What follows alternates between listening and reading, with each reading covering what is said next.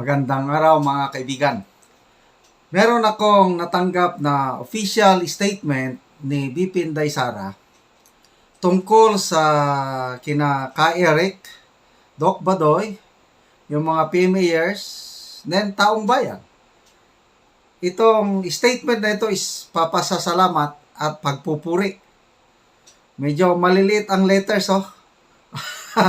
Tignan kung kaya ng powers ng aking mata. Basahin ko. Statement. Paano na ba ito? Yan. Assalamualaikum. Maraming salamat sa lahat ng mga Pilipino na sumuporta at nakiisa sa laban ni na Dr. Loren Badoy at Jeffrey Ka Eric Celes. Noong December 5, ikinulong sina Doc Badoy at Ka Eric sa House of Representatives matapos na sila ay manindigan para sa ating karapatan na malayang makapagpahayag at sa malayang pamamahayag. Kahanga-hanga ang tapang at tatag na ipinamalas ni na Dr. Badoy at Ka Eric para ipaglaban ang ating karapatan at itaguyod ang ating saligang batas. Simbolo sila ng isang bayan na naninindigan ng tama at naninindigan para sa tama. Una nang nagpakita ng katapangan at katapatan sa bayan, sina Dr. Badoy at Ka Eric bilang bahagi ng matagumpay na kampanya ng Duterte administration laban sa terorismo ng insurensiya sa ilalim ng National Task Force to End Local Communist Armed Conflict o yung NTF-ELCA.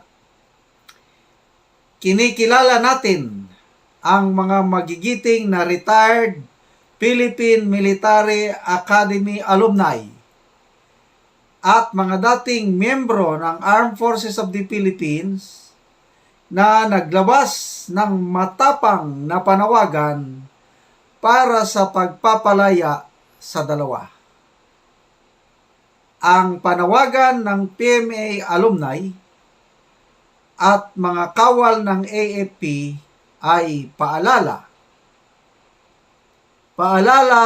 rin sa kahalagaan ng kaayusan, integridad at maayos na pamahalaan. Maraming salamat din sa pagkakaisa ng mga kasapi ng media, social media, kasama na tayo doon, practitioners, professionals, IP leaders, at iba pang sektor na naging instrumento sa pagpalaya kina Dr. Badoy at Ka Eric. May kapangyarihan ang bayang nagkakaisa para sa pagsulong ng ating karapatan para sa katarungan, katotohanan at sa pagtatatag ng mapayapa at matibay na bayan. Sukran. Yan. Sara Z. Duterte, Vice President of the Philippines, Secretary of Department of Agriculture, 13 December 2023. So, napaka-linaw at napaka-simple po ang mensahe ng ating Vice Presidente. Pinapasalamatan at pinupuri ang lahat. So, ito pong nangyari, pagpapalaya kay Doc Badoy, Ka Eric, is a collective effort na ang parang knockout power, yung pamatay, yung manifesto ng mga PMA graduates. And let's salute our, anong tawag natin yan, mga matatapang na mga PMAers Kasi, yun yung ano.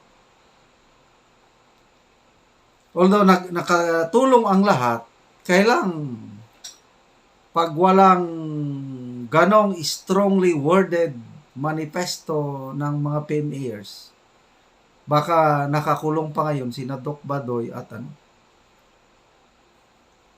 Ka Eric.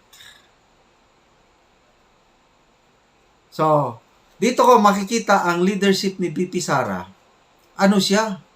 Very responsive, nagmamasid. Tignan mo, kalalabas lang ni na Doc Eric kahapon. Ngayon, may statement na siya. Ang Pangulo.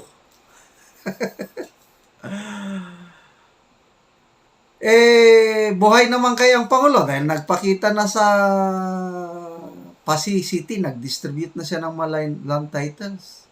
Kailang itong mga nangyaring ganito, wala, tahimik lang siya. Ano ba? May pakialam pa ba siya sa gobyerno? O hindi na siya ang nagpapalakad sa gobyerno? Dalawa lang yan eh. Parang wala nang pakialam ang Pangulo dahil tahimik. Nagkakagulo na nga. Grabe. Yung post ni General Romeo Pokis, Class 81, isa sa signatory. Pag hindi nakalabas, pag hindi pa inilabas ng Kongreso si Doc Badoy and Ka Eric, nako, sabi niya, libo-libong PMA graduates ang magrally, magbisita kay Doc Badoy at Ka Eric sa Kongreso, Batasang Pambansa, at the same time magdala ng mga placard. Nako, ang laking gulo niyan kasi bawal man na mag-rally ng ganon na wala ka naman lang permit. Ngayon baka hindi papasukin. Nako, magkagulo. Security guards o mga general yan, libo-libo. Paano mo yon pipigilan? Baka mamaya mag-hunger strike pa ang mga yan in support to... Kasi si Doc Badoy, considered mista ng mga PMAers yan. Bakit? Asawa siya ng PMAer, Class 87, si Walter Partosa. Classmate ni General Parlade. So, ang mga misis, tawagan nila mista. Considered sila nga classmate, mista. Tapos, itong si Ka Eric, prostrated PMAer pala ito, may nabasa akong comment na supposed to be PMA class 1989 si Ka Eric. Retired na rin ngayon. General na yung mga general na yung mga classmate ni Ka Eric. So, parehas silang mga PMAers pala itong dalawa. Kaya pala, ganon na lang ang suporta ng mga PMAers sa dalawa. Anyway, balik tayo kay BP Sara. Napaka-responsive na leader ito. Nagmamasid. Alam niya kung ano yung sentiment ng taong bayan, kaya sinasamahan niya yung sentimento.